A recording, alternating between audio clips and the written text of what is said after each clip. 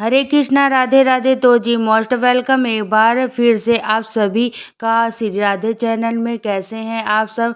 I hope Kanha ji की कृपा से सभी अच्छे ही होंगे। तो फ्रेंड्स, आज की इस वीडियो में हम आपको एकादशी पूजा की सरल पूजा विधि बताने वाले हैं और पूजा के रिलेटेड बहुत से सवाल पूछे जाते हैं, जिस सभी के जवाब भी हम इस वीडियो में आपको देंगे। तो प्लीज़ वीडियो को पूरा देख लीजिएगा और वीडियो पसंद आए तो लाइक कमेंट शेयर ज़रूर से करना। चैनल पर नए हो तो सब्सक्राइब कर लेना।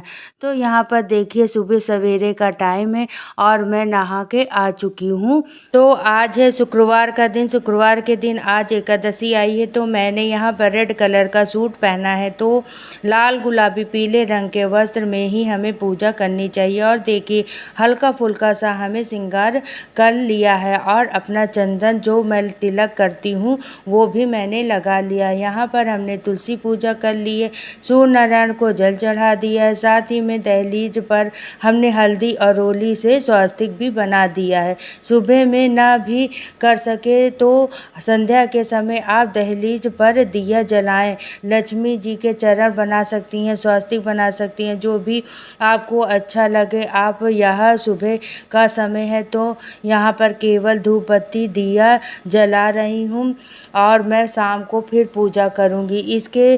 तो अब हम आ गए हैं सीधे किचन में और एक पात्र हम चाहिए होगा भगवान के स्नान के लिए। ताज़ा साफ जल हमने ले लिया है। अच्छा, जो लोग भी किसी ऐसी जगह रहते हैं जहाँ सुबह सुबह ताज़ा जल नहीं मिलता है तो आप मिट्टी का एक मटका या घड़ा आप ले रखें, उसमें जल भर के रख लिया करें रात को, क्योंकि मिट्टी के पात्र में रखा हुआ जल बहुत ही शुद्ध होता है। ठीक है, और अगर मिट्टी का पात्र नहीं है तो रात में एक जल के लोटे में आप गंगा जल डाल के जल भर के रख सकते हैं।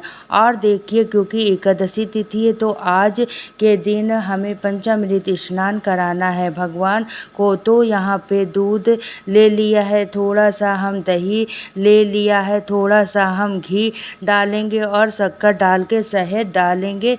तो दूध, दही, घी, शक्कर, शहद ये पांचों चीज़ों मिलाकर पंचामृत तैयार हो गया है। और गाय का दूध आपको मिल जाए तो बहुत अच्छा, नहीं तो जो भी दूध आपके घर आता है वह आप ले। और अगर कच्चा दूध ना हो तो फ्रिज का रखा ठंडा दूध ले। ठीक है, उबला हुआ गर्म दूध आपको इसमें नहीं डालना है। तो यहाँ पर देखिए पंचामृत को हम अच्छे से मिक्स कर लेंगे और जल हमने ले लिया है, साथ में हम फूल ले लेंगे। तो जो भी फूल आपको आसानी से उपलब्ध हो जाए वह आप ले लें।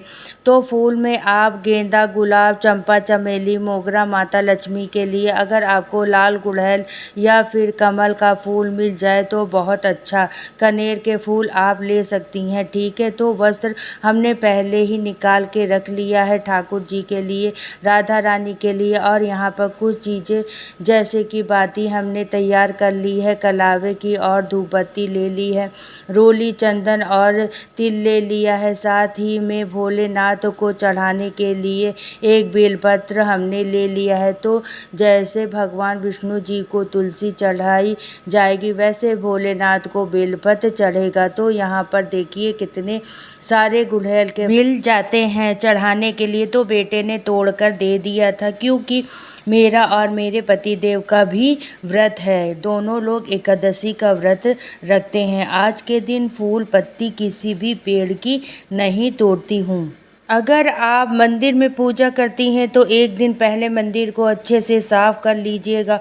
मैं देखिए अलग से चौकी लगा के पूजा कर रही हूँ। इसके बाद एक पात्र में देखिए हम यहाँ पुष्प डाल ले रहे हैं और अपने सभी विग्रह को हम इसमें विराजमान करेंगे। तो लड्डू लाडली का स्नान मैं अलग से करती हूँ। क्योंकि वो बड़े हैं। और यहाँ पे लक्ष्मी गणेश जी हैं, शालिग्राम है, स्फटिक है, श्री यंत्र है, शिवलिंग है, आनंदी है और हमारे ठाकुर जी हैं और मेरे पास लक्ष्मी जी के चरण हैं। तो वहाँ हमने रख लिया है। और आपके पास जो भी विग्रह हो ना धातु के, उन्हें आप अभिषेक जरूर करें। और अगर आपके पास फोटो है तो गंगा जल छिड़क के आप किसी साफ कपड़े से उन्हें पोंछ ले। उसके बाद मंदिर में विराजमान करें। और आप शंख में भी पंचामृत या कच्चा दूध भर के अभिषेक कर सकती हैं, लेकिन ध्यान रखना है कि शिवलिंग पर शंख से अभिषेक नहीं किया जाएगा, इस बात का ध्यान रखें। और शालिग्राम जी के ऊपर हमें देखिए तुलसी दल रखा हुआ है, तो कोशिश करिए स्नान के समय भी उन्हें ऊपर तुलसी जरूर हो। इसके बाद हम सभी को स्नान करा लेंगे साफ कपड़े से पोंछ के, और सभी को इत्र सेवा देंगे, वस्त्र पहना लेंगे और श्रृंगार करेंगे। तो यहाँ पर देखिए सभी के स्नान हमने करा लिया, लड्डू लाडली को भी स्नान करा दिया है, वस्त्र पहना दिया है और अब हम इनका श्रृंगार कर लेंगे। देखिए कितने प्यारे लग रहे हैं हमारे प्रभु। और व्हाइट और गोल्डन कलर की आज मैंने इन्हें वस्त्र पहनाया। और यहाँ पर देखिए सभी भगवान को हमने यहाँ विराजमान करे हैं अभी, और सभी को हम उनको जगह पर स्थापित कर दिया है। तो फ्रेंड्स आप लोग पूछते हैं कि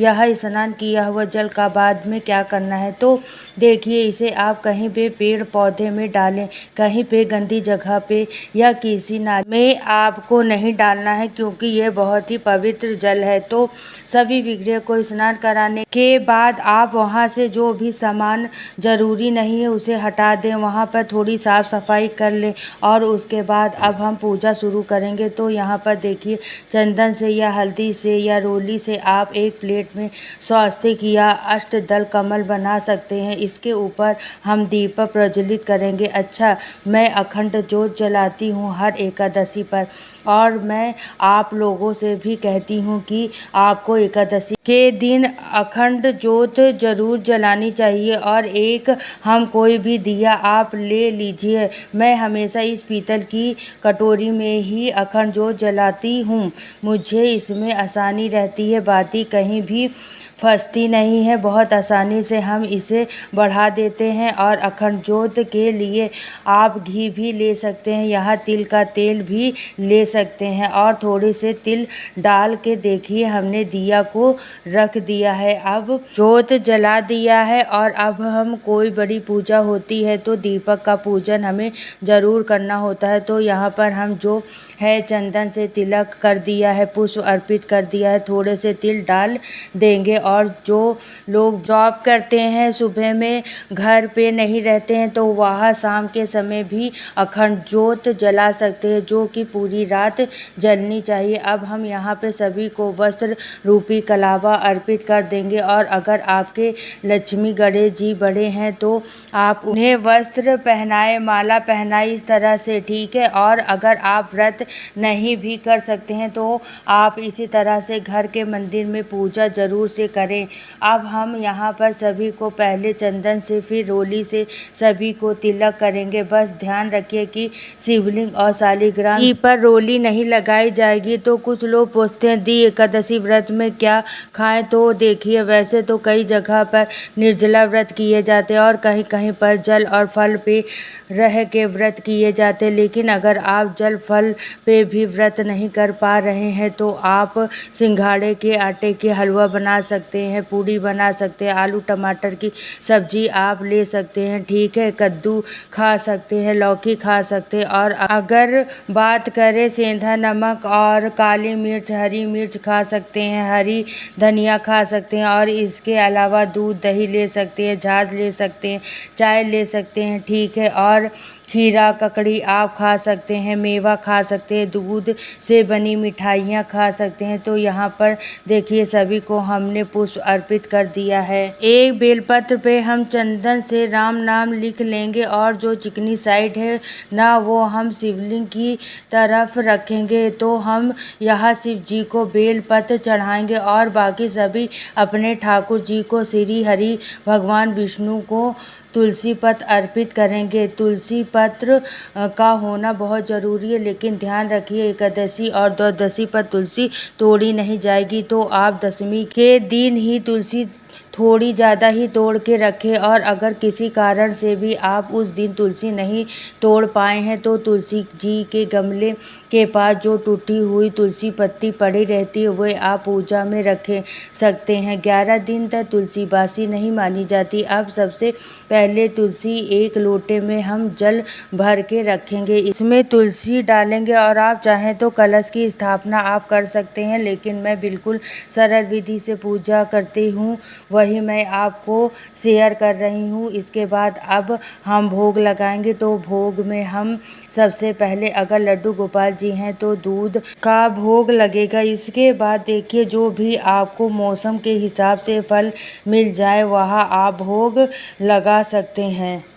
तो जैसे हमने यहाँ पर आम और खरबूजे का भोग लगाया है, तो निर्जला एकादशी पर आम और खरबूजे का और पानी से भरे हुए मिट्टी के मटके की भी पूजा में रखा जाता है। और माता लक्ष्मी के लिए यहाँ पर हमने बतासे का भोग लगाया। अगर बतासा नहीं है तो आप दूध से बनी मिठाइयों का भोग लगा सकते हैं या मिश्री का भोग भी रख सकते हैं। और क्योंकि हमारा व्रत रहता है एकादशी पर, तो हम ठाकुर जी को अन्न का भोग आज के दिन नहीं लगाते हैं। और देखिए जो हमारे अखंड ज्योत जलाई है उसे हम जगह से बिल्कुल भी नहीं हिलाएंगे, वह पूरे मतलब 24 घंटे वह जलती रहेगी। और अब हम एक घी की ज्योत जलाने के बाद ही हम कथा पढ़ेंगे और दीपक से फिर हम आरती कर देंगे। और भोग आपको आरती से पहले ही रखनी है, ठीक है। अब इसके बाद हाथ में पुष्प और तिल लेके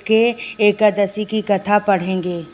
और इसके अलावा विष्णु चालीसा, लक्ष्मी चालीसा या फिर विष्णु सहस्रनाम, श्री सूक्त का पाठ आप कर सकते हैं। हवन भी आप कर सकते हैं आज के दिन, ठीक है। बस ध्यान रखिए कि हवन सामग्री में अक्षत नहीं होनी चाहिए। और देखिए उसे घी दीपक में हमने कपूर और लौंग डाल ली है।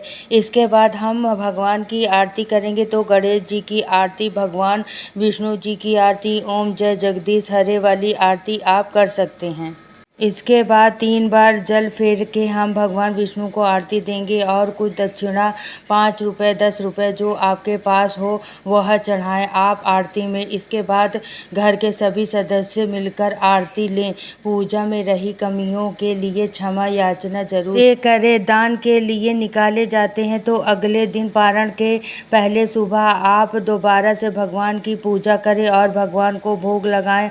और कुछ दान दक्षिणा निकालने के बाद ही या ब्राह्मण को भोजन कराने के बाद आपको अपना व्रत खोलना है। और संध्या के समय जितना हो सके दीप दान करें। रामायण जी का पाठ कर सकते हैं। ज़्यादा नाम जप करें। किसी की निंदा चुगली आपको नहीं करनी है। तो वीडियो पसंद आया हो तो लाइक शेयर कमेंट ज़रूर करिएगा। चैनल पर पहली बार आए हो तो सब्सक्राइब कर लीजिएगा। और वीडियो कैसा लगा आप कमेंट में ज़रूर बताइएगा। तो फिर मिलती हूँ नेक्स्ट वीडियो में। तो सभी को राधे राधे, जय श्री कृष्णा।